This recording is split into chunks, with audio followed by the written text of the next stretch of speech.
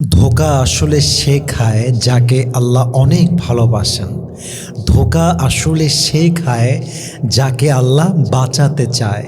ধোঁকা আসলে সে খায় যাকে আল্লাহ তাআলা বেঈমানদের থেকে মুক্তি পাওয়াতে চায়। এবং আমি সবসময় বলি, ধোঁকা খেতে কপাল লাগে। একজন কপালওয়ালা মানুষই ধোঁকা খায়, কারণ ধোঁকা না খেলে একটা মানুষ কখনোই বোঝে না যে আপন হওয়ার যোগ্য দুনিয়ার কোনো মানুষ নয়। আমার আপন হওয়ার যোগ্য একমাত্র আমার এক সত্তা। বলেন সবাই, তিনি কে? এজন্য নিজেকে খুব লাকি মনে করবেন যদি আপনার বিশ্বাস নিয়ে কেউ খেলে। নিজেকে বড্ড সৌভাগ্যবান ভাববেন যদি আপনার বিশ্বাসে কেউ আঘাত করে। এবং মাথায় রাখবেন, বিশ্বাসঘাতক নিজেকে যতই চালাক মনে করুক না কেন, নিজেকে যত বড়ই পণ্ডিত মনে করুক না কেন, সে যতই ভাবুক না কেন যে আমাকে কেউ ধরতে পারবে না, আমি যত যাই করি আমার মুখোশটা অলওয়েজ আড়াল থাকবে, ব্যাপারটা আসলে এরকম নয়। দিন শেষে বেঈমানের চেহারা পুরো সমাজের সামনে, সবার সামনে আল্লাহ তাআলা নিজেই প্রকাশ করে দেন, কারণ আল্লাহ কখনো এটা বরদাস্ত করে না যে একজন সৎ বান্দাকে আর একজন নিমক হারাম বেঈমানি করবে। এটা আল্লাহ কখনোই সহ্য করতে পারে না, ঠিক কিনা বলেন? এবং মাথায় রাখবেন, প্রতারকের কোনো ধর্ম হয় না। তো যার ধর্ম নাই তার কর্ম নিয়ে যে মন খারাপ করে সে আসলে বড্ড বোকা। বরং চালাক হচ্ছে সেই ব্যক্তি যে প্রতারকের দেওয়া প্রতারণা থেকে শিক্ষা নিয়ে আগামীর জীবনটা গড়তে পারে কেমন করে? নাম্বার ওয়ান, কাউকে চোখ বন্ধ করে বিশ্বাস করা যাবে না। আপনি যাকে যত বেশি অন্ধবিশ্বাস করবেন সে আপনার বিশ্বাস নিয়ে তত বেশি খেলবে। যাকে আপনি যত বিশ্বাস করবেন সে আপনাকে তত বেশি বাস দেবে। অতএব জীবনে যে বেশি অন্ধবিশ্বাস করে তার পুরো জীবনটা দিন শেষে নিঃশেষ হয়ে যায়, তার পাওয়ার মতো দেওয়ার মতো আর কিছুই জীবনে থাকে না, ঠিক কিনা বলেন? অতএব কাউকে অন্ধবিশ্বাস নয়। এবার আমি সবাইকে আবদার করছি, কেউ যদি আপনাকে চোখ বন্ধ করে বিশ্বাস করে, সে যে অন্ধ সে অনুভূতি আপনি তাকে কখনো দিবেন না। কেউ যদি আপনাকে চোখ বন্ধ করে বিশ্বাস করে, এর মানে হলো সে আপনাকে সবার চাইতে আলাদা মনে করে। কেউ যদি আপনাকে বিশ্বাস করে, এর মানে হচ্ছে সে আপনাকে ভালোবাসে। কেউ যদি আপনাকে অন্ধের মতো বিশ্বাস করে, এর মানে হলো দুনিয়ার সবাইকে সে চিট ভাবে, প্রতারক ভাবে। আপনি একজন মানুষ যাকে সে মন থেকে প্রাণ থেকে বিশ্বাস করে। অতএব যদি আপনি এই মানুষটার বিশ্বাস ভেঙে দেন, আপনার মতো মানুষের জীবনে আল্লাহর গজব ছাড়া রহমত কখনো আসবে না, ঠিক কিনা বলেন? প্রতারকের জীবনের সব গুনাহ মাফ হয়ে যায়, বাট একটা গুনাহ মাফ হয় না, কারণ সেটা বান্দার হক। সে যে বেঈমানি করেছে সে বান্দার হক নষ্ট করেছে। হক হচ্ছে দুই প্রকার, এক হচ্ছে আল্লাহর হক। নামাজ পড়েন নাই, আল্লাহ চাইলে মাফ করতে পারে। রোজা রাখেন নাই, আল্লাহ চাইলে মাফ করতে পারে। কোরআন পড়েন নাই, আল্লাহ চাইলে মাফ করতে পারে, কারণ এটা আল্লাহর হক। বাট আপনি যখন বান্দার মনে আঘাত করেন, বান্দার বিশ্বাস নিয়ে খেলেন, তার সঙ্গে নিমক হারামি করেন, ওই বান্দা যতক্ষণ পর্যন্ত আপনাকে মাফ না করবে ততক্ষণ পর্যন্ত আপনার কবরের আযাবই মাফ হবে না, কারণ আপনি বান্দার হক নষ্ট করে কবরে আসছেন। এই জন্য আল্লাহ তাআলা আমাদের সবাইকে ধৈর্যশীল হওয়ার তৌফিক দান করুক। ধোঁকা খাওয়া এবং ধোঁকা দেওয়ার থেকে আল্লাহ আমাদের সবাইকে হেফাজত করুক, পড়েন সবাই আমিন। ডিভোর্সের সিদ্ধান্ত আসলে আপনি কখন নেবেন? একজন পুরুষ একজন নারী ডিভোর্স নেওয়ার জন্য ফাইনালি সিদ্ধান্ত আসলে কখন নিতে পারে? কোন স্টেজে গিয়ে বুঝবে যে এই মুহূর্তে আমার জন্য ডিভোর্সটাই সবচেয়ে বেস্ট অপশন? প্রথমত বলতে চাই, ইসলাম কখনো ডিভোর্স চায় না। ইসলাম কখনো স্বামী স্ত্রীর সম্পর্কের মাঝে বিচ্ছেদ চায় না, বরং কোরআন বলছে, ওয়া ইন খিফতুম শিকাকা বাইনিহিমা ফাবআথু হাকামান মিন আহলিহি ওয়া হাকামান মিন আহলিহা ইয়ুরিদা ইসলাহান ইউওয়াফিকিল্লাহু বাইনাহুমা।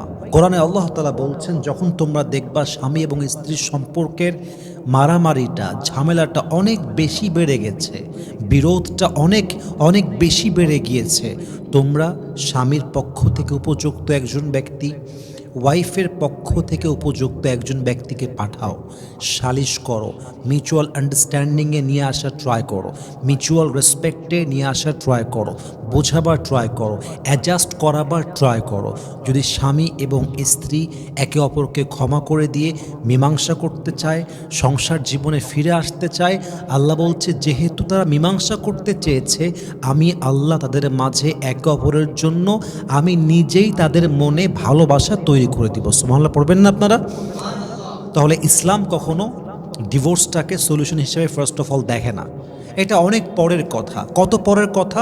Let me explain first. আমি ব্যাখ্যা করছি বিষয়টাকে। আসলে আপনি ডিভোর্সের সিদ্ধান্ত তখন নেবেন যখন আপনি দেখবেন সম্পর্কের মাঝে বিশ্বাস নামের জিনিসটা একদমই হারিয়ে গিয়েছে। ট্রাস্ট বলতে যে একটা শব্দ সম্পর্কে আছে, বিশ্বাস বলতে যে সম্পর্কটা শব্দ আছে, এটা আপনাদের মাঝে আর বাকি নেই। বিশ্বাসটা একদমই ভেঙে গেছে। হতে পারে ওয়াইফের বিশ্বাস স্বামীর প্রতি, হতে পারে স্বামীর বিশ্বাস তার ওয়াইফের প্রতি। যদি বিশ্বাসটা একদম ভেঙে যায় যে বিশ্বাস বলতে কোনো শব্দই নেই, এবং আপনি এমন একটা পর্যায়ে পৌঁছে গিয়েছেন আপনার হাজব্যান্ডকে দেখলেই আপনার জ্বালা যন্ত্রণা শুরু হয়ে যায়, আপনার ওয়াইফকে দেখলে আপনার মানসিক জ্বালা শুরু হয়ে যায়, আপনার হাজব্যান্ডকে দেখলেই মনে হয় একটা চরম বেঈমান, চরম গাদ্দার, চরম নিমুখ হারামি এটা, আপনার ওয়াইফকে দেখলেই মনে হয় চরম কলঙ্কিত, বেয়াদব, একটা অবাধ্য মেয়ে, এবং এটা এমন একটা মেয়ে যার ভিতরে সত্তার কোনো মূল্য নেই, ইজ্জতের কোনো মূল্য নেই, এটা এক নাম্বার বেঈমান, বিশ্বাসঘাতক মেয়ে। আসলে এই অনুভূতিগুলো নিয়ে না খুব বেশি একটা দিন যুদ্ধ করা যায় না। লাইফ পার্টনার মানে হলো একটা স্বস্তির জায়গা, একটা ভরসার জায়গা, একটা বিশ্বাসের জায়গা, একটা মায়ার জায়গা, যাকে দেখে চোখ বন্ধ করে বিশ্বাস করা যায়।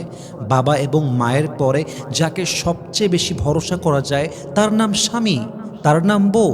যেখানে সবচেয়ে ভরসার জায়গা স্বামী, যেখানে সবচেয়ে বড় ভরসার জায়গা হবে বউ, সেখানে সবচেয়ে বড় বিশ্বাসঘাতকটাই হচ্ছে স্বামী, সবচেয়ে বড় বেঈমানটাই হচ্ছে বউ। এই মুহূর্তে আসলে অ্যাডজাস্ট করাটা খুব টাফ হয়ে যায়। মানুষ আসলে এই অনুভূতির সঙ্গে খুব বেশি একটা দিন যুদ্ধ করে কুলিয়ে উঠতে পারে না। কারণ দেখেন, আপনি একটা গাছকে যতই যত্ন করেন, যতই পানি দেন, গাছের গোড়া যদি আপনি কেটে দেন, আপনি গাছটা বাঁচায় রাখতে পারবেন না। সম্পর্কের মূল ফাউন্ডেশন হচ্ছে বিশ্বাস, সম্পর্কের মূল ভিত্তি হচ্ছে ভরসা। যখন বিশ্বাসটা হারিয়ে যায় তখন ভালোবাসাটা হারিয়ে যায়। যখন ভালোবাসাটা হারিয়ে যায়, একই ছাদের নিচে একই ঘরেও থাকলে মানুষের মনের মধ্যে ভালোবাসাটা আসলে থাকে না। ঠিক কিনা বলেন? আপনি যতই এক ঘরে থাকেন না কেন, মনে মনে মিল থাকতে হবে, ভালোবাসা থাকতে হবে, ভরসাটা থাকতে হবে। তাহলে আপনি যখন দেখবেন যে না, বিশ্বাসের কোনো রকম চুল পরিমাণ বিশ্বাস বাকি নেই, এমন একটা পর্যায়ে চলে গিয়েছে যে সংসার মানেই আযাব, সংসার মানেই ঝগড়া, সংসার মানেই প্রত্যেক দিন জুলুম, সংসার মানেই প্রত্যেক দিন ঝামেলা, সংসার মানেই মারামারি, সংসার মানে অপমান। এবং এটা এক দুই দিন হচ্ছে তা নয়, it has been a long time, লম্বা সময় যাবৎ এভাবেই চলে আসছে। তাহলে আপনি বুঝবেন এখান থেকে আপনার লিভ নেওয়াটাই সবচেয়ে বেশি উত্তম। কারণ হলো, এক জায়গায় ধুকে ধুকে মরার চাইতে একা একা বাঁচা অনেক বেশি উত্তম। এক জায়গায় সবসময় গালি খেয়ে বাঁচার চাইতে একা একা বাঁচা হাজার গুণ বেশি উত্তম। একটা মানুষ এই ভালো হয়ে যাবে, এই ভালো হয়ে যাবে, আবার বেঈমানি, এই ভালো হয়ে যাবে, আবার বেঈমানি, এটা দেখে দেখে মরার চাইতে একা একা একদিন বাঁচাও হাজার গুণ বেশি নিয়ামতের হবে। যুবক ভাইরা, ঠিক কিনা বলেন? আগে বুঝবেন যে সংসারে শান্তিটা আছে কিনা, ওই ভরসাটা আছে কিনা, ওই বিশ্বাসটা আছে কিনা।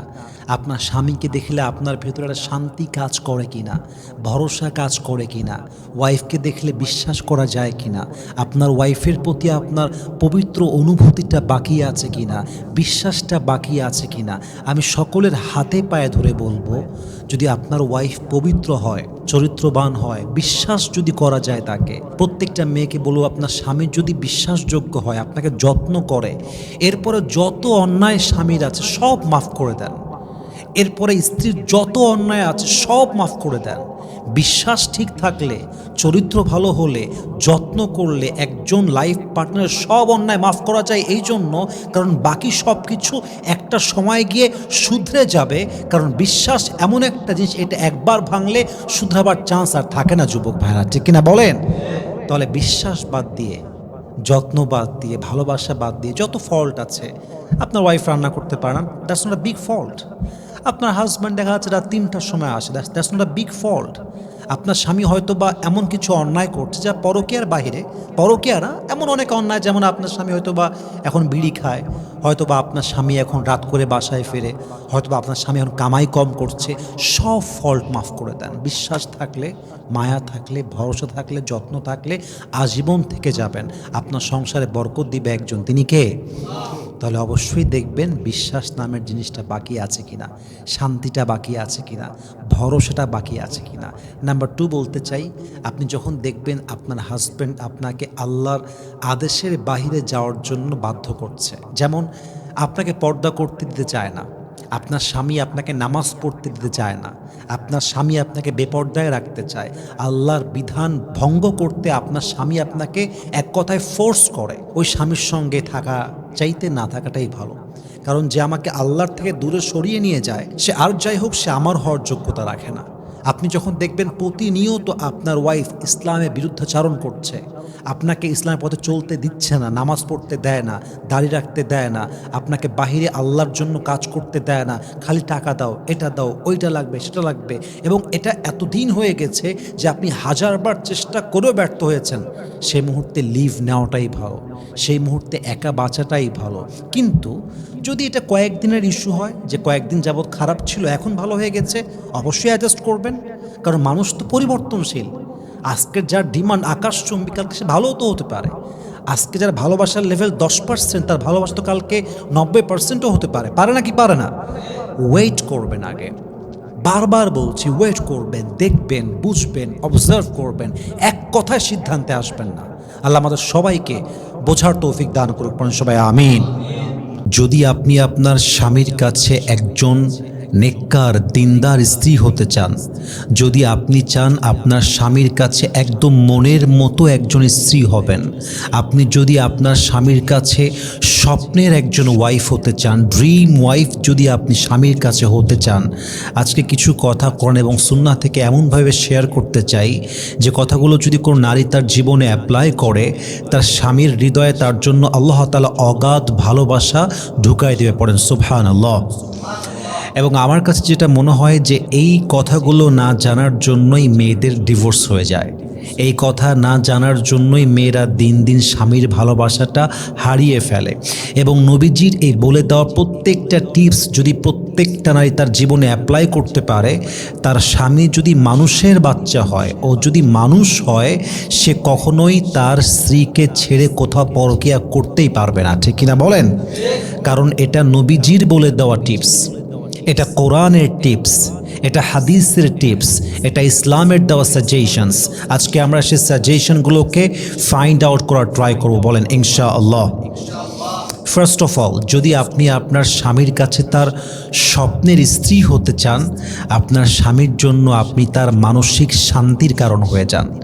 আপনার স্বামীর জন্য আপনি মানসিক শান্তির কারণ হবেন।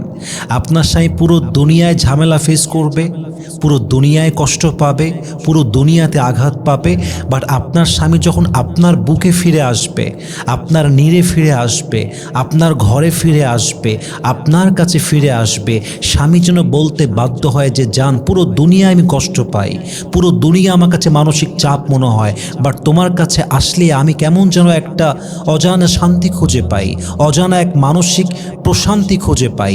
আপনি যদি আপনার স্বামীর জন্য মেন্টাল স্ট্রেসের কারণ না হয়ে মানসিক প্রশান্তির কারণ হতে পারেন, মেন্টাল পিসের কারণ হতে পারেন, দেখবেন আপনার স্বামী আপনাকে রাজরানীর মতো করে ভালোবাসবে। ঠিক কিনা বলেন? B the reason for the mental peace. স্বামীর জন্য মানসিক প্রশান্তির কারণ হবেন, চাপের কারণ হবেন না। অনেক মেয়ে আছে দেখবেন স্বামীকে উঠতে বসতে চাপে রাখে।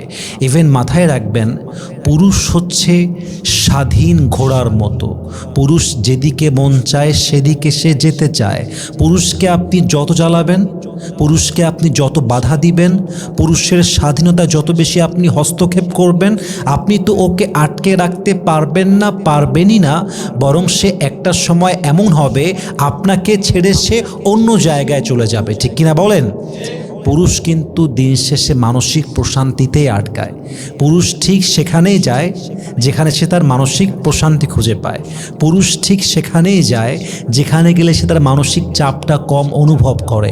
পুরুষ সেখানেই যায় যেখানে সে স্বাধীনভাবে চলতে পারে, বলতে পারে, তার লাইফটাকে লিড করতে পারে। অতএব যদি আপনি চান আপনার স্বামীর কাছে আপনি একজন ড্রিম ওয়াইফ হবেন, ভালোবাসার স্ত্রী হবেন, আপনার স্বামীর জন্য মেন্টাল প্রেশারের কারণ হবেন না, মেন্টাল স্ট্রেসের কারণ হবেন না, try your best to B the mental peace. আপনি একজন ওয়াইফ, আপনার প্রথম কাজই হচ্ছে আমি আমার হাজব্যান্ডের জন্য একটা প্রশান্তি হব, একটা মানসিক শান্তির কারণ হব।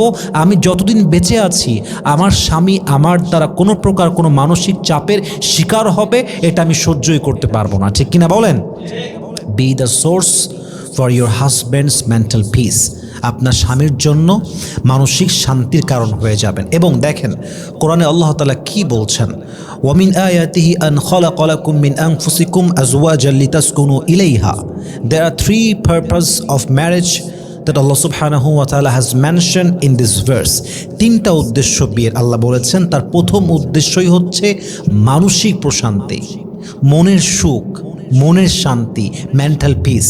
তো আপনি যদি আপনার স্বামীর জন্য মানসিক প্রশান্তির কারণই না হতে পারেন, আপনি আপনার স্বামীর কাছে ভালোবাসার বউ হতে পারবেন না। আপনি যখন স্বামীর কাছে মানসিক প্রশান্তির কারণ হয়ে যাবেন, আপনার স্বামী যখন বুঝবে যে আমার বউ আমাকে চাপ দিবে না, জ্বালাবে না, ডিস্টার্ব করবে না, মেন্টালি স্ট্রেস দিবে না, দেখবেন আপনার স্বামী সব ঘাট বাদ দিয়ে আপনার কাছেই ফিরে আসবে। ঠিক কিনা বলেন? তো নাম্বার ওয়ান হচ্ছে, যদি আপনি ড্রিম ওয়াইফ হতে চান, আপনার স্বামীর জন্য মানসিক প্রশান্তির কারণ হওয়ার আপ্রাণ চেষ্টা করবেন। নাম্বার টু, যদি আপনি আপনার স্বামীর কাছে একদম ড্রিম ওয়াইফ হতে চান, আপনি আপনার স্বামীর পরিপূর্ণ আনুগত্যশীল হয়ে যাবেন। স্বামী যেই সীমারেখা বেঁধে দিবে আপনি সেই সীমারেখার ভিতরে চলবেন। স্বামী যদি বলে ইয়েস আপনি বলবেন ইয়েস, স্বামী যদি বলে নো আপনি বলবেন নো, স্বামী যদি বলে করতে হবে করতে হবে, স্বামী যদি বলে করা যাবে না করা যাবে না। শরীয়ত সম্মত ইসলামের পরামর্শ অনুযায়ী স্বামী যদি কোনো আদেশ স্ত্রীকে করে, স্ত্রী এটা মানতে বাধ্য। There is no alternative way, আর কোনো উপায় এখানে নেই। স্বামী যা বলবে স্বামীর আওতায় আপনি চলবেন, স্বামীকে মেনে চলবেন। মাথায় রাখবেন, অবাধ্যতা, স্বামীর অবাধ্যতা এমন একটা গুনাহ যে গুনাহ দুনিয়ার শান্তিও দূর করে দেয় এবং পরকালেও সে মানুষটাকে জাহান্নামী মানুষ বানিয়ে দেয়। ঠিক কিনা বলেন? আল্লাহ রসুল বলেছেন, কোনো স্ত্রী যদি এই অবস্থায় মারা যায় যে তার স্বামী তার উপরে সন্তুষ্ট ছিল, তোমরা তাকে জান্নাতের সুসংবাদ দিয়ে দাও। সুবহানাল্লাহ পড়বেন না আপনারা? আর কোনো স্ত্রী যদি এমন অবস্থায় মারা যায় যখন তার স্বামী তার উপর নারাজ ছিল, আল্লাহর জান্নাত তার জন্য হারাম হয়ে যায়। অতএব স্বামীকে খুশি রাখা, স্বামীর আদেশকে মান্য করা, এটা আপনার জীবনের সবচাইতে অবধারিত একটা পার্ট। আপনাকে মানতেই হবে, and there is no alternative way, আর কোনো উপায় নেই আপনার কাছে। ইভেন মাথায় রাখবেন, আপনি যখন স্বামীকে মেনে চলবেন আপনার ইবাদত আল্লাহর কাছে কবুল হবে। একজন নারী ততক্ষণ পর্যন্ত ঈমানের স্বাদ পায় না, নামাজের স্বাদ পায় না, কোরআন তেলাওয়াতের স্বাদ পায় না, যতক্ষণ পর্যন্ত সে তার স্বামীর আনুগত্যশীল না হয়। স্বামীর আনুগত্যশীল না হয়ে নামাজ পড়বেন, এই নামাজ আল্লাহর কাছে গ্রহণযোগ্য হবে না। স্বামীকে অমান্য করে, স্বামীর অবাধ্য হয়ে, স্বামীকে নারাজ করে, স্বামীকে চাপ দিয়ে, কষ্ট দিয়ে, যন্ত্রণা দিয়ে, আঘাত দিয়ে আপনি যতই কোরআন পড়েন আপনি স্বাদ পাবেন না। ঈমানের লজ্জতটা হারায় যাবে, ঈমানের সুখটা হারায় যাবে। আপনি স্বামীর জন্য আনুগত্যশীল হয়ে যাবেন, আপনি অল্প আমল করবেন, এই অল্প আমলই আপনার জন্য জান্নাতে যাওয়ার ওয়াসিলা হয়ে যাবে। সুবহানাল্লাহ পড়বেন না আপনারা? So obey your husband in what is right. শরীয়ত সম্মত যেই আদেশ আপনার স্বামী আপনাকে দিবে, ইউ মাস্ট ফলো দ্যাট, এটা আপনি পরিপূর্ণ অনুসরণ করবেন। আল্লাহ রসুল বলেছেন, আল্লাহ তাআলা ছাড়া যদি কাউকে সেজদা দেওয়া জায়েজ হতো, আমি প্রত্যেকটা নারীকে বলতাম তোমরা তোমার স্বামীর পায়ের সামনে সেজদায় লুটিয়ে পড়ো। কতটা স্বামীর মর্যাদা, স্বামীর স্ট্যাটাস, স্বামীর সম্মান ইসলামে কতটা হয়। আল্লাহ রসুল বলছেন, আল্লাহ তাআলা ছাড়া যদি কারো সামনে সেজদা করা জায়েজ হতো, প্রত্যেকটা নারীকে আমি বলতাম, আদেশ করতাম তোমরা তোমার স্বামীর পায়ের সামনে সেজদা করো। অথচ আজকালকার মেয়েরা স্বামীর কথাকে শুনলে বিষ মনে করে, স্বামী যে কল্যাণের আদেশ দেয় এটা স্ত্রীরা মানতে চায় না। পর্দা করতে বললে পর্দা করতে চায় না, টিকটক করতে মানা করলে শুনতে চায় না, বলে এটা করো না, বউ এটা করেই ছাড়বে। ইভেন আজকালকার মেয়েদের কাছে বান্ধবীর কথার যে মূল্য আছে, নিজের মায়ের কথার যে মূল্য আছে, তার নিজের পরিবারের পক্ষ থেকে যে সাজেশন আসবে তার যে মূল্য আছে, স্বামীর কথার সেই পরিমাণ 2 পয়সা মূল্যও নাই। ঠিক কিনা বলেন? না, এটা ঠিক না। স্বামীর কাছে আপনি এমন একটা ভাব রাখবেন যে আপনি যা বলবেন আমি তাই করব, আপনি যেমনি বলবেন আমি তেমনি চলবো। If it is my area, যদি এটা আমার এরিয়া হয়, এখান থেকে I will never cross the area, আমি এর বাইরে কখনো যাব না। এটা হচ্ছে একজন দিনদার নেককার স্ত্রীর সবচেয়ে বড় গুণ। তাহলে আপনি যদি আপনার স্বামীর কাছে ড্রিম ওয়াইফ হতে চান, অবশ্যই আপনার স্বামীর প্রত্যেকটা আদেশকে একদম পরিপূর্ণরূপে মানতে হবে। আল্লাহ আমাদের প্রত্যেকটা মা বোনকে বোঝার তৌফিক দান করুক, পড়না আমিন। 3 নম্বর, যদি আপনি চান আপনার স্বামীর কাছে আপনি একজন ড্রিম ওয়াইফ হবেন, স্বামীর প্রতি কৃতজ্ঞতা প্রকাশ করেন যে জান, তুমি না থাকলে আমি কই যেতাম, তুমি না থাকলে আমি কি খেতাম, কই থাকতাম, বাচ্চা নিয়ে কই যেতাম, তুমি আছো বলে নিরাপদ আশ্রয়ে আছি, তুমি আছো বলে নিশ্চিন্তে ঘুমাতে পারি, তুমি না থাকলে আমার জীবনটা একদম শেষ হয়ে যেত, আমি পাগল হয়ে যেতাম, তুমি আছো বলে এত সুখে আছি, এত ভালোবাসায় আছি, 3 বেলা খাচ্ছি, সন্তানকে মানুষ করছি, ভালো কাপড় পরছি, তুমি আছো বলে সব সম্ভব। আল্লাহ তাআলা তোমাকে আমার জীবনে সবচেয়ে বড় নিয়ামত করে পাঠিয়েছে, আমি তোমার প্রতি আজীবন কৃতজ্ঞ, তুমি ছাড়া আমার জীবনটা পরিপূর্ণ অসম্পূর্ণ। এই যে কথাগুলো, এই যে বাক্যগুলো যদি আপনি স্বামীকে বলতে পারেন, আপনার স্বামীর হৃদয়ে আপনার জন্য 1000 গুণ বেশি ভালোবাসা ঢুকাই দিবে একজন। তিনি কে? অনেক মেয়ে আছে দেখবেন কথায় কথায় বলে, এই তোরে বিয়ে করে আমার জীবনটাই শেষ, আছে না নাই? এই তোরে বিয়ে করে আমার সম্মান শেষ, তোর জন্য আমি আমার বাড়িতে মুখ দেখাইতে পারি না, তোরে বিয়ে করে ভালো বাসায় থাকতে পারি না, তোরে বিয়ে করে ভালো খাইতে পারি না, ঈদে একটা জামা নিতে পারি না, যা মন চায় তা করতে পারি না। এই প্রত্যেকটা কথা আপনার স্বামীর হৃদয়ে কাঁটার মতো আঘাত করে। প্রত্যেকটা কথা আপনার স্বামীর মন থেকে আপনার সম্মান ভালোবাসা 1000 গুণ কমায় দেয়। কিন্তু আপনি যদি বলতে পারেন স্বামীকে যে দেখো আজকে খারাপ আছি, কালকে তো ভালো হতে পারি, আজকে তোমার ইনকাম 20,000, তোমার তো আগামীতে 1 লাখও হতে পারে, আমরা তোমার সঙ্গে আছি, তুমি আমার সঙ্গে থাকো, আমরা একসঙ্গে সব গড়তে চাই। এই একটা বাক্য আপনার স্বামীর হৃদয়ে 1000 গুণ বেশি ভালোবাসা আপনার জন্য বাড়ায় দিবে। ঠিক কিনা বলেন? মেয়েরা এইসব বলা বাদ দিয়ে অনেক মেয়েরা আছে বেইমানি করে, নিমক হারামি করে, স্বামীকে বাদ দিয়ে আরও বেটার অপশন খুঁজে বেড়ায়, স্বামীকে বাদ দিয়ে আরেক জায়গায় মুখ দেয়। মাথায় রাখবেন, পুকুরের পানি কিন্তু সবাই গোসল করার জন্য ইউজ করে, কিন্তু পানি কিন্তু পান কেউ করে না। বিবাহিতা মেয়ের সঙ্গে প্রেম সবাই করে, নষ্টামি সবাই করে, কিন্তু স্ত্রী হিসেবে, বউ হিসেবে জায়গা কিন্তু কেউ দিতে চায় না। ঠিক কিনা বলেন? আপনার স্বামী আপনার সবচেয়ে আপন জায়গা। স্বামীর প্রতি be grateful to your husband, স্বামীর প্রতি কৃতজ্ঞ হয়ে যান, তাকে থ্যাঙ্কস দেন, তাকে বলেন জাযাকাল্লাহ খায়ের, আপনি আছেন বলে আমি ভালো আছি। আল্লাহ প্রত্যেকটা মেয়েকে বোঝার তৌফিক দান করুক, পড়া আমিন। 4 নম্বর, যদি আপনি স্বামীর কাছে একদম মনের মতো একজন স্ত্রী হতে চান, স্বামীর কাছে অতিরিক্ত কোনো ডিমান্ড করবেন না, স্বামীর কাছে এমন কোনো কিছু চাইবেন না যা আপনার স্বামীর সাধ্যের বাহিরে হয়। অনেক বউ আছে দেখবেন ঠাস করে এমন একটা জিনিস চেয়ে বসে যা তার স্বামীর আওতার বাহিরে। ইভেন বউ যে চাচ্ছে, ও জানে যে এটা আমার স্বামীর সাধ্যের অনেকটাই বাহিরে, তবুও চেয়ে মানসিক একটা চাপ দেওয়ার চেষ্টা করে। ইভেন এই চাপগুলো যারা দেয়, একটা পর্যায়ে গিয়ে স্বামী সহ্য করতে করতে শেষ পর্যন্ত স্বামী তার বউকে ডিভোর্স পর্যন্ত দিয়ে দেয়। ঠিক কিনা বলেন? কেন আপনি করবেন? Try your best to avoid unreasonable demands.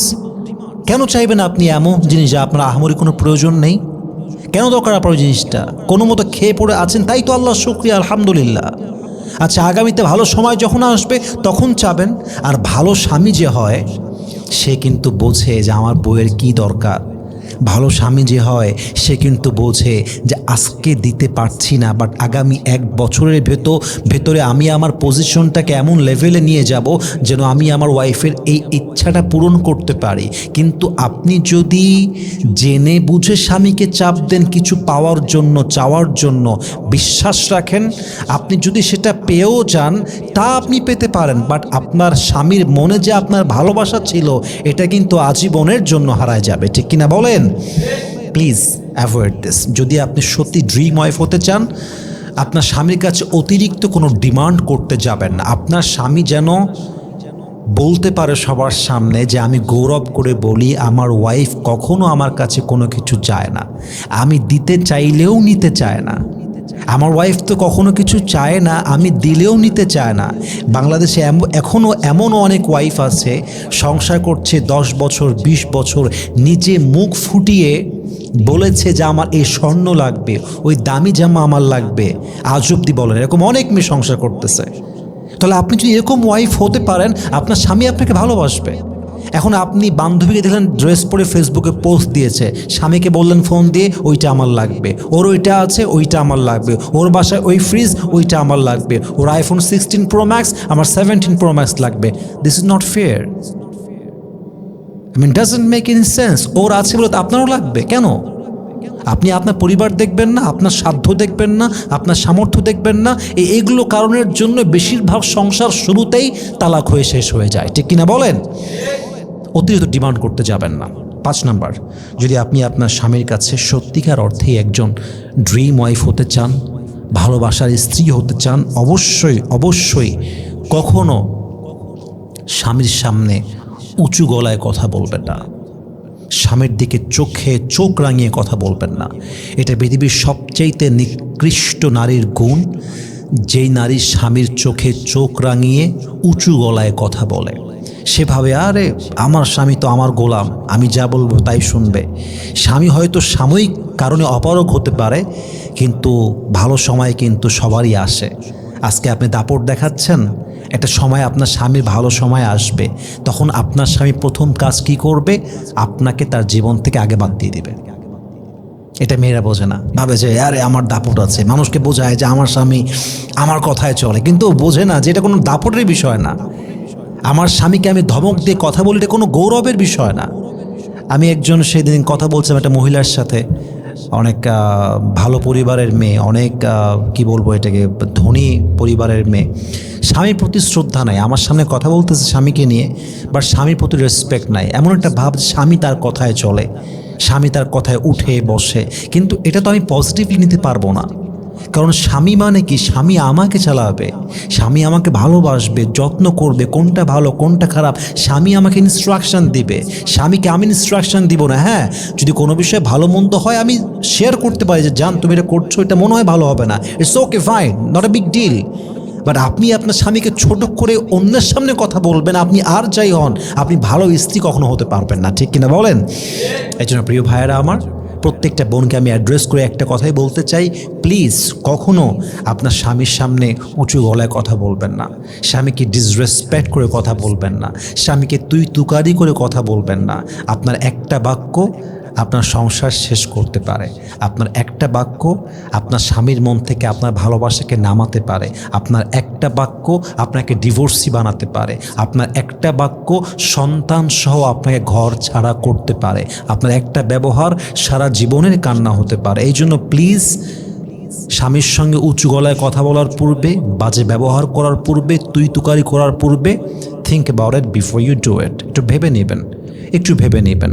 আল্লাহ রসুল সাল্লাল্লাহু আলাইহি ওয়াসাল্লাম বলেছেন, যেই নারী তার স্বামীর সামনে উঁচু গলায় কথা বলে, সেই নারী তার কখনো সংসার জীবনে সুখ পায় না, রিজিকে বরকত পায় না। স্বামী যদি ভালো হয়, স্ত্রী যদি ভালো হয়, স্বামীর ব্যবহার যদি ভালো হয়, ওয়াইফের ব্যবহার যদি ভালো হয়, ওই ঘরটাকে আল্লাহ তাআলা পুরো রিজিক দিয়ে ভরপুর করে দেয়। সুবহানাল্লাহ পড়বেন না আপনার সবাই? এই জন্য আল্লাহ তাআলা প্রত্যেকটা নারীকে এই কথাগুলো মানা, বোঝা এবং আমল করার তৌফিক দান করুক, পড়েন সবাই আমিন। হতে পারে আপনাকে আপনার ওয়াইফ কষ্ট দিয়েছে, হতে পারে আপনাকে আপনার হাজব্যান্ড কষ্ট দিয়েছে, হতে পারে আপনাকে আপনার বন্ধু কষ্ট দিয়েছে, অর্থাৎ আপনার জীবনের সবচেয়ে ভালোবাসার মানুষ, কাছের মানুষ, আপন মানুষ আপনাকে কষ্ট দিয়েছে, আঘাত করেছে, কিংবা সমাজের মানুষ আপনাকে কষ্ট দিয়েছে। এই কষ্ট দূর করতে ইসলাম আপনাকে কি আমল শিখিয়েছে, কোরআন কি সলিউশন দিয়েছে, রাসূলের হাদিস কি বলছে, আজকে আমরা 5টি পয়েন্টে এই বিষয়গুলো জানবো। বলেন সবাই ইনশাআল্লাহ। ফার্স্ট অফ অল, যদি আপনাকে মানুষ কষ্ট দেয়, আঘাত করে, দুর্ব্যবহার করে, আপনি যে ব্যবহারের যোগ্য নন সে ব্যবহার করে, মাথায় রাখবেন এই ক্ষেত্রে সবচেয়ে গুরুত্বপূর্ণ আমল হচ্ছে হ্যাভ ফেথ, ট্রাস্ট ইন আল্লাহ সুবহানাহু ওয়া তাআলা।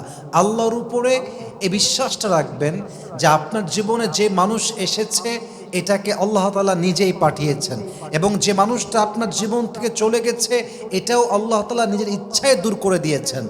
যে মানুষটা আপনাকে কষ্ট দিয়েছে এটাও আল্লাহর ইচ্ছায় হয়েছে। যে মানুষটা আপনাকে আজকে চিট করেছে এটাও আল্লাহর ইচ্ছায় হয়েছে। কারণ ট্রাস্ট মানেই হচ্ছে এইটা, ভরসা মানেই হচ্ছে এইটা, তাওয়াক্কুল মানেই এইটা।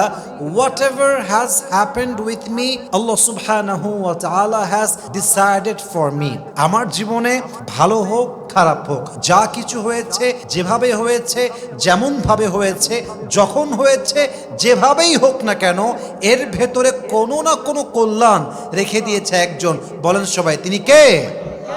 যে আপনার যোগ্য হবে সে আপনার মন ভাঙবে না। যে আপনার যোগ্য হবে সে আপনার বিশ্বাস নিয়ে খেলবে না। যে আপনার যোগ্য হবে সে আপনার মনটাকে ভেঙে চুরে চূর্ণ বিচূর্ণ করবে না। সো যে আপনাকে মন ভেঙে দিয়েছে তার জন্য শুকরগুজার হন, কারণ সে মন না ভাঙলে আপনি বুঝতেই পারতেন না যে মানুষ হচ্ছে সবচেয়ে বড় বেঈমান আর আল্লাহই হচ্ছে আমার সবচেয়ে কাছের সন্তান। ঠিক কিনা বলেন? একটা আয়াত বলি, খুব খেয়াল করে শুনবেন আয়াতটা। আশা করছি এই আয়াতটা আপনার লাইফের 80% ডিপ্রেশন দূর করে দিবে। বলেন সবাই ইনশাআল্লাহ। আল্লাহ তাআলা বলছেন, ওয়াসা আন তাকরাহু শাইআন ওয়া হুয়া খায়রুল লাকুম। Sometimes you dislike a thing and you believe that it is not best for you. But Allah says, you don't know about your future, you don't know what is good and what is bad. May you think that it is not perfect, but in reality it could be perfect. আল্লাহ বলছে, বান্দা, মাঝে মাঝে কোনো জিনিস তোর মনে হয় যে এটা আমার লাইফের জন্য পারফেক্ট নয়, এটা ঘটে যাওয়াটা ঠিক হয় নাই, এটা আমার বড্ড অপছন্দের হয়েছে, এটা আমার জন্য কষ্টের হয়েছে। কিন্তু আল্লাহ বলছে, বান্দা, তোর মনে হচ্ছে এটা কষ্টের, তোর মনে হচ্ছে এটা ঠিক হয় নাই, কিন্তু মাঝে মাঝে যা আমাদের ঠিক মনে হয় তা ভুল হতে পারে, আর মাঝে মাঝে যা ভুল মনে হয় তা ঠিকও হতে পারে। ঠিক কিনা বলেন? Because we don't know about our future. ওয়াসা আন তুহিব্বু শাইআন ওয়া হুয়া শাররুল লাকুম। মাঝে মাঝে কোনো বিষয় তোর ভালো লাগতে পারে যে এটাই ভালো হয়েছে। আল্লাহ বলছেন, maybe it is not the reality, এটা হয়তো বা বাস্তবে নয়। তার মানে কোনটা ভালো কোনটা খারাপ এটা আমরা সব কিছুকে ছাড়বো এক সত্তার উপরে। বলেন সবাই, তিনি কে? অতএব যে কষ্ট দিয়েছে আল্লাহর উপরে ভরসা করে তাকে ছেড়ে দেন। বেঈমানের জন্য সবচেয়ে বড় শাস্তি হচ্ছে নীরবতা। আপনি নীরব থাকবেন, জবাব দিবেন না। মাথায় রাখবেন, বেঈমানকে জবাব দিবে সময় এবং আমার আল্লাহ। এবং বেঈমানকে যদি আপনি আল্লাহর উপরে ছাড়তে পারেন, বেঈমান এমন শাস্তি পাবে যে আগামীতে বেঈমানি করার স্বাদটাই মিটে যাবে। ঠিক কিনা বলেন? Have faith and trust in Allah subhanahu wa ta'ala. ভরসা রাখেন, বিশ্বাস রাখেন। কারো আচরণে কষ্ট পাওয়া এটা কখনো মুমিনের কাজ হতে পারে না। ঠিক কিনা বলেন? এক নাম্বার কাজ। দুই নাম্বার, যে কষ্ট দিয়েছে তার প্রতি আপনি মায়া কাটিয়ে ফেলুন। হতে পারে আপনার বন্ধু, হতে পারে আপনার আপন কোনো মানুষ। মাথায় রাখবেন, যে আপন হয়, আবারও বলছি, যে আপন হয় সে আপনার মনটাকে ভেঙে চুরে চূর্ণ বিচূর্ণ করতে পারে না। আরে আমার যে আপন মানুষ, ফার্স্ট অফ অল এটা আমি ফিল করব যে এটা আমার লাইফের সবচেয়ে গুরুত্বপূর্ণ মানুষ। পৃথিবীর সব কিছু আমার থেকে দূর হয়ে যাক, গাড়ি যাক, বাড়ি যাক, টাকা যাক, সব দূর হয়ে যাক, বাট এই মানুষটা আমার থেকে দূরে চলে যাবে এমন কোনো কাজ আমি জীবনেও করব না। ঠিক কিনা বলেন? কিন্তু এই কাজ যে করে বুঝতে হবে সে আপনাকে ভালোবাসে না। অতএব যে আপনার সঙ্গে বেঈমানি করছে, কষ্ট দিচ্ছে, কথা দিয়ে আঘাত করতেই আছে, তার প্রতি আপনি মায়া কাটিয়ে ফেলুন। কারণ মায়া এক নির্লজ্জ অনুভূতির নাম। মায়াটা হাজার চেষ্টা করলেও আসে না, আবার যখন চলে আসে হাজার চেষ্টা করলেও মানুষ মায়াটা কাটায় উঠতে পারে না। মায়া পৃথিবীতে এমন একটা জিনিস, মায়াতে যে পড়ে যায় সে তার ব্যক্তিত্ব ভুলে যায়, সম্মান ভুলে যায়, পজিশন ভুলে যায়। মায়ায় এমন একটা জিনিস যে জিনিসটা একজন সুস্থ মানুষকে অসুস্থ করে দেয়। ঠিক কিনা বলেন? মায়া কাটায় ফেলেন।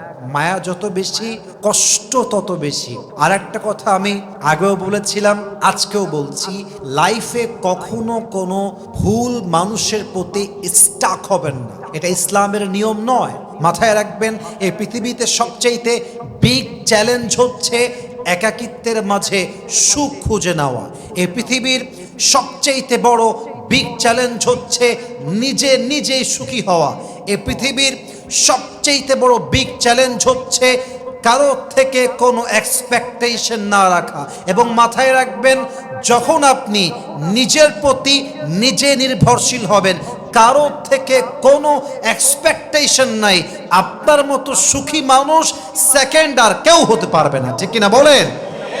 অনেকেই ভাবে অমুকে ছেড়ে চলে গিয়েছে আমাকে, আমি গলায় ফাঁসি দিব, আমি আর বাঁচবো না, আমি মরে যাব, এই করব, হ্যান করেঙ্গে ত্যান করেঙ্গে, হাম মর যায়েঙ্গে উসকে বিনা হাম জি নেহি পায়েঙ্গে। মরে যাব, তাকেই লাগবে, তাকেই দরকার।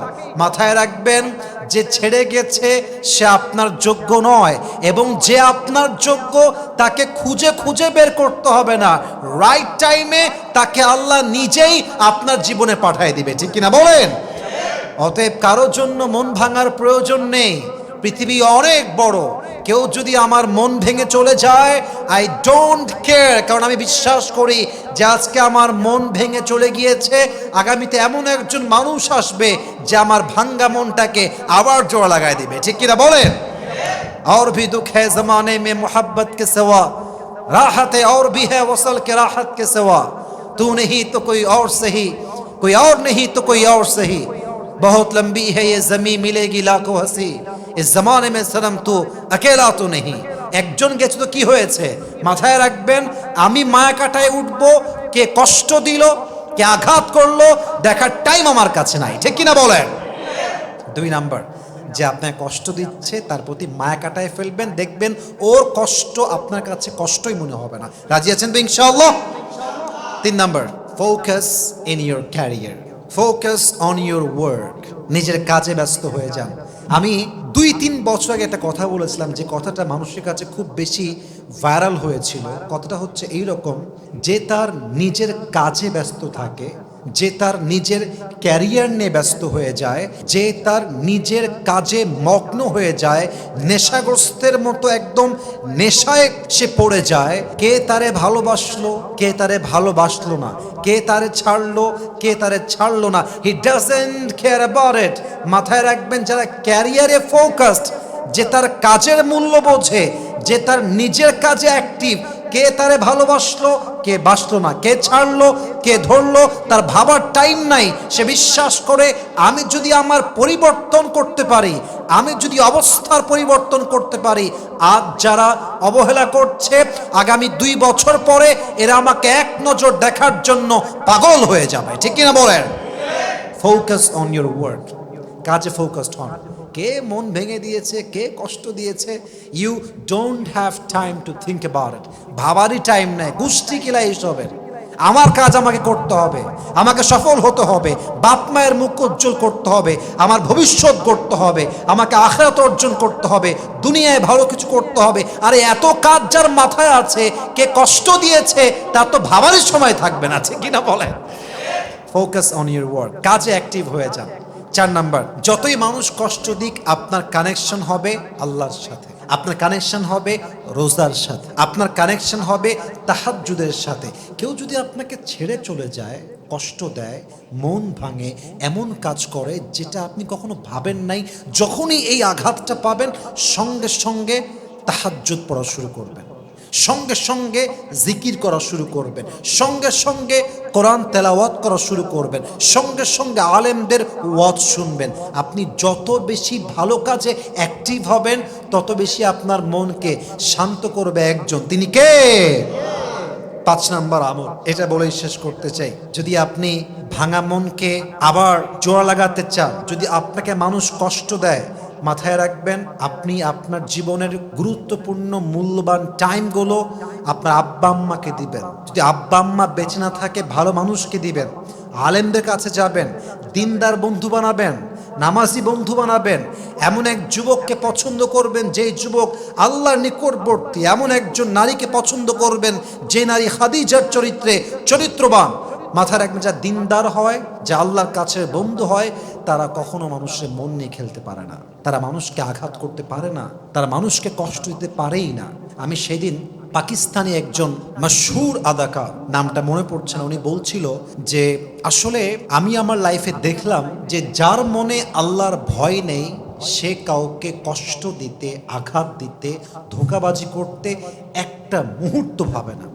এবং সে এটাও বলল যে আমি আমার জীবনে দেখলাম যাদের মনে তাকওয়া আছে, ভয় আছে, আল্লাহকে তারা ভয় করে, এরা কাউকে ইচ্ছাকৃত কষ্ট দিবে তো দূরের কথা, যদি ভুল ক্রমে কষ্ট দিয়েও ফেলে, যতক্ষণ পর্যন্ত মাফ না করে ততক্ষণ পর্যন্ত পিছু ছাড়তে চায় না। ঠিক কিনা বলেন? This is the reality, this is the reality. অতএব আব্বা আম্মাকে সময় দেন, ভালো মানুষ খুঁজুন। ইয়া আইয়ুহাল্লাযীনা আমানুত্তাকুল্লাহা ওয়া কুনু মা'আস সাদিকিন।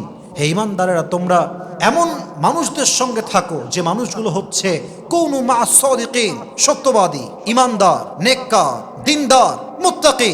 এদের সঙ্গে তোমরা থাকবা। যত বেশি ঈমানদারের সঙ্গে থাকবা, কিয়ামতের দিন তোমাকে জান্নাত দিবে একজন, তিনি কে? আল মারউ মা মান আহাব্বা, যার সঙ্গে যার ভালোবাসা তার সঙ্গে তার কিয়ামত। অতএব মাথায় রাখবেন, যত মানুষ কষ্ট দিবে তাদের থেকে দূরত্ব বজায় রেখে বাবা মা, দিনদার বন্ধু, ভালো জীবনসঙ্গী খুঁজে তাদেরকে সময় দিবেন। নেগেটিভ পিপল যত অ্যাভয়েড করবেন আপনার মনকে তত বেশি শান্ত করবে একজন, তিনি কে? আল্লাহ আমাদের সবাইকে বোঝার তৌফিক দান করুক। পড়েন সবাই আমিন।